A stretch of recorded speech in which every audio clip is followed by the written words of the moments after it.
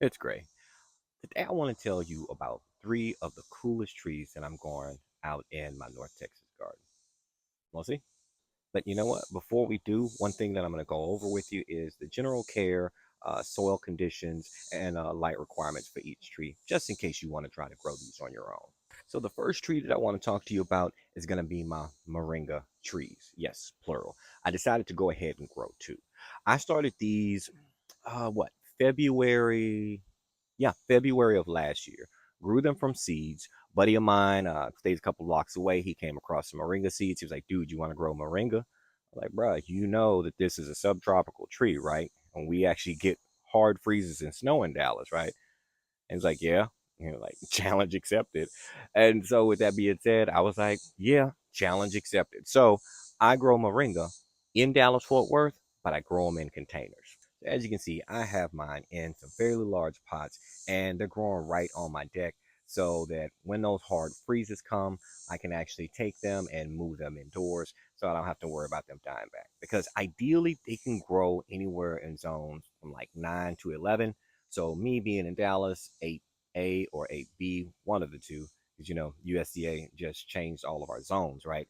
Um, is it's going to be a challenge because they'll die back in the winter. Because truth be told, they can't really handle anything under 40 degrees. I mean, this is truly a subtropical tree. So growing in Dallas or growing anywhere else in the United States, that's what zones 4 through 8, it's going to be a challenge, but it can be grown in containers. You just got to make sure that you protect it. Or here's a concept that I've been flirting with that I think I'm going to pull the trigger on next spring. So I'm thinking about growing it as an annual. Hear me out. Okay. So what I plan on doing is maybe, start some seeds about mid January or so. Because, got to grow them from seed, right? That's the true gardener right there. No judgment. But start them from seeds, and then once I get the seeds germinated real well, I'm gonna plant them out in my yard, and I'm choosing a spot where the soil conditions aren't ideal. And knowing that moringa is actually a soil fixer, it'll actually fix the soil, it'll actually add nitrogen back to the soil. I'm thinking I can use them kind of like a soil conditioner. So my logic is I'm gonna grow them directly in the ground. And now, when you grow these things in ground, I mean, I know you've heard of fast growing trees, but these grow crazy. They can grow like 11 feet in 1 year, right? So I'm gonna let them do their thing until about fall. When those colder temperatures start coming in, I'm gonna just hack them all down, harvest everything I can harvest off of them, from the seeds, the pods, the leaves, you name it. And then once spring comes around, rinse and repeat, do it all over again. I mean, it's kind of like you would do a tomato or a pepper. And then I get all the moringa powder that I could possibly ever want. Oh, speaking of moringa powder, I know that there is a cornucopia, just a plethora of videos out there of people telling you all the nutritional facts about moringa. And while I know this information as well, one thing you won't get from me is any nutritional advice, because I'm not a nutritionist. I'm a gardener. I can tell you how to grow it, but I mean, if you truly want all the nutritional facts and how it can affect your health, that's something that you should possibly speak with your healthcare provider with. Now let's look at those growing conditions. First, let's look at the soil. Now, remember, I told you this is a subtropical tree. So with soil, you don't want any kind of commercial potting mix. I'm going to tell you that right out of the gates. Reason being is because a lot of these, I don't know if it's just me, but a lot of the commercial potting mixes are retaining way too much moisture. And this is a drought tolerant tree. So you're going to want something very sandy loamy with as minimal organic matter as possible. See here, this is my consistency that I have here. This is a custom mix. I've had just a little bit of mulch in there, but we really got a lot of that sand, so we can get something that's very loose, aerated, and can drain really well. Now, as far as your soil pH, you're still going to want something that's kind of closer aligned to what your vegetable garden would have, right? So you're looking for like a 6.5 up to about a 7.5. It's not too picky. And now let's look at our watering schedule, because this is, like I said, it's kind of one of those trees that the more you neglect it, the better off it is. Leave it alone and she'll do just fine. So you want to water. about an inch a week, if that. I mean, because again, subtropical tree used to those drought conditions because it's highly susceptible to root rot conditions. So we don't want that. And now, when we're talking about our sun conditions, we definitely want 8 hours plus. And then, of course, since we're keeping these in containers, I'm going to make sure that one, the containers have proper drainage, as well as, of course, these two trees are coming in the winter so that I can protect them and bring them back out.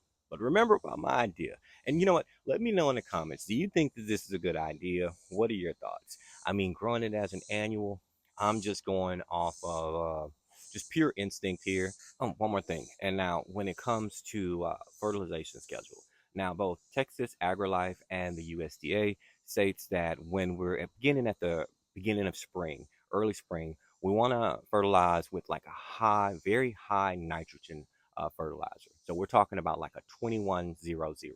And that's going to stimulate your foliage growth. Then during the actual growing season, we're looking to supplement that nitrogen by using something like a diluted fish emulsion, because that diluted fish emulsion, that's going to be like a 511. Of course, once we get to the fall, starts to slow down, you want to back off of the fertilization because you want to kind of try to harden it up.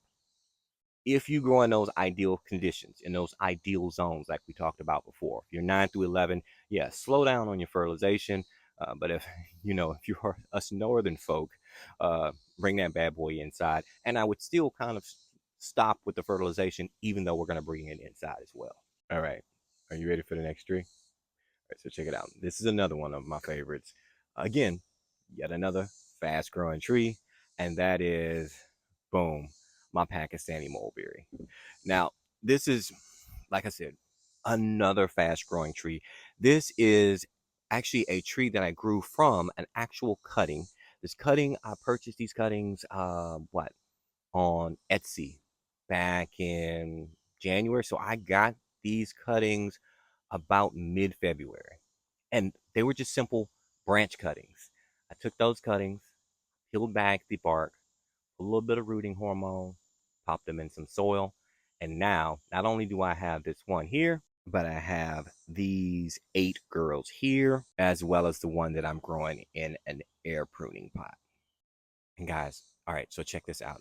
I haven't checked on the Pakistani mulberry in a while. Can you see that there? Let me see if I can get a better shot. Look at that. She's trying to form her first mulberry already. Oh, I'm so proud of you. Do your thing, girl. Hmm. Ain't that something? Sorry, that's the dad in me. I'm like a proud papa right now. But I digress. So yeah, like I was saying before, I started these back in February. We established roots. I've been up potting them because I'm not ready to transplant these directly into my soil. Because this, unlike the moringa that we were speaking about before, this can grow directly in my North Texas soil because they're fine to grow between zone 7 and 9. That's actually the ideal growing conditions for those. And now, as far as why do I have so many? Because I'm that gardener.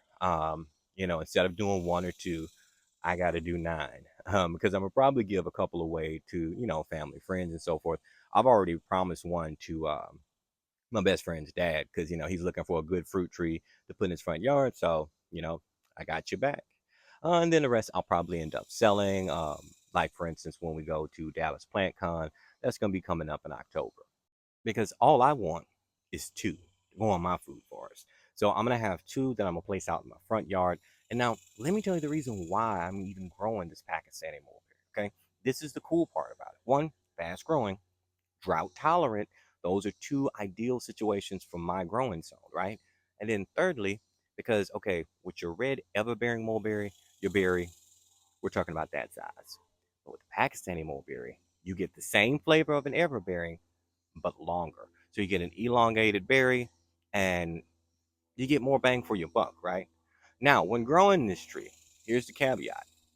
The birds are going to love your house, which honestly, sometimes out here, I feel like I'm in aviary. All the birds I have. I mean, I have everything from red hawks to snowy egrets, barred owls, wrens, blue jays, cardinals, you name it. Oh, don't forget about my crows and magpies. So yeah, I'm gonna probably end up sharing with the local aviary community. But I'm okay with sharing, as long as they leave me, my wife, my kids. I'm cool with sharing. But if you're choosing to grow it, you may want to look into maybe getting some bird netting. Oh, speaking of bird netting, let's talk about the height on this bad boy. So should stop it, mosquito. So should you choose to grow it? We're talking about an upward height of about 30 feet tall.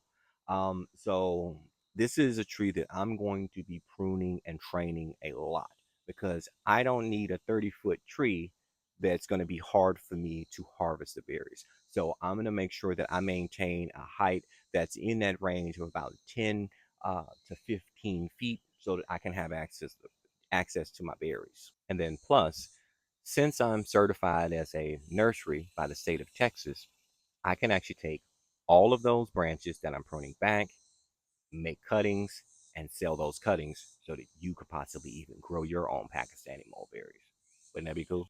So now, when we look at our soil for our Pakistani mulberry, it's not going to be as sandy, loamy. I mean, sandy loam is still a good mix for Pakistani mulberry because it is drought tolerant, but it will truly, and this is another reason why this is the coolness factor for this tree. It can handle clay soils. So out here in North Texas, I got a lot of clay, a lot of rock in my soil, and I honestly constantly have to amend it. The Pakistani mulberry is cool with that. It can adapt to it. But you still do have to add some organic matter to it to kind of help it out. And then your pH is still going to be about the same. So you're still looking at about a 6 to a 7. It's flexible. Again, like that vegetable soil blend. Then as far as our sun, again, sun loving tree. It loves it. 6, 8 hours. The more you can give it, the better. And now when it comes to watering, you want to make sure to water about 1 to 2 inches a week. It'll be just perfectly fine. Especially, you definitely want to make sure you stick to that schedule when the roots are establishing themselves. And that's what I need to tell you. So I have all these mulberries, right? Pakistani mulberries. Well, great. Why haven't you planted them yet? I'm waiting to the fall. I want the roots to I want to get a nice, tight, good root ball on these first. Once I have that established, then I'm going to plant them in the fall. Because even though we got our baby mulberry here, uh, trying to start showing out, I don't really want fruit right now because I want to focus on roots rather than fruit. So I'm going to plant these out in my front yard in the fall. And then from there, once we get the spring, then we'll get that nice first spring and get a whole gang of Pakistani mulberries. Oh, and plus, since this is one that is totally conditioned for our zone, unlike the Moringa, we don't have to worry with container in this one. This one's definitely going in the ground for sure. And now, next up, you've actually might have already seen her when I was talking about the Moringa right there, right?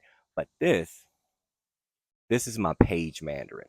And I don't know if you can hear it, but yes, I am a man that gets excited about his fruit trees because this is a cold tolerant citrus tree that I can grow here in Dallas that tastes good and is not sour or bitter. Because I mean, yes, while you have your cold tolerant varieties like your calamundins, your trifoliates, as well as like your improvised Myers lemon, which I mean I have one right there. I've had it for a couple of years. I want something sweet. So yes, this is my cold tolerant citrus. But when I mean cold tolerant, it can handle short dips of about 24 degrees. I mean, still USDA zones, we're still looking at about a 9 through 11. And being in North Texas, zones 8A through 8B, we're still kind of borderline. And hence the reason why she's still in the container. But I'm still excited nonetheless because I'm going to have my own mandarin tree. And, mandarin oranges, you know what a mandarin orange tastes like. My kids love them. So I can't wait to actually get these oranges to ripen so that we can pick them off the tree. Can you guys even see that? There we go. That's a better angle. And of course, this being a citrus tree, it's going to have those same conditions as just about all your citrus trees. You're going to need 6 to 8 hours, if not more, of direct sunlight. And just like on moringa, we're going to want that sandy loam consistency in that soil because citrus is kind of like strawberries. They like their water, They like to have that moisture, but it needs to go and get, it needs to move on. So it's not sitting there, you've heard this term before. It doesn't want wet feet, right? So you need to make sure I have a nice sandy loam consistency. Now, I'll tell you this, if you're interested in making your own sandy loam, because I've talked about the commercial soils and how much moisture retention, um, if you're interested in making your own sandy loam mix, just let me know in the comments, or you can email me directly at urbangardeningwithgray@gmail.com, and I can give you my own special recipe of how I mix and make my own sandy loam.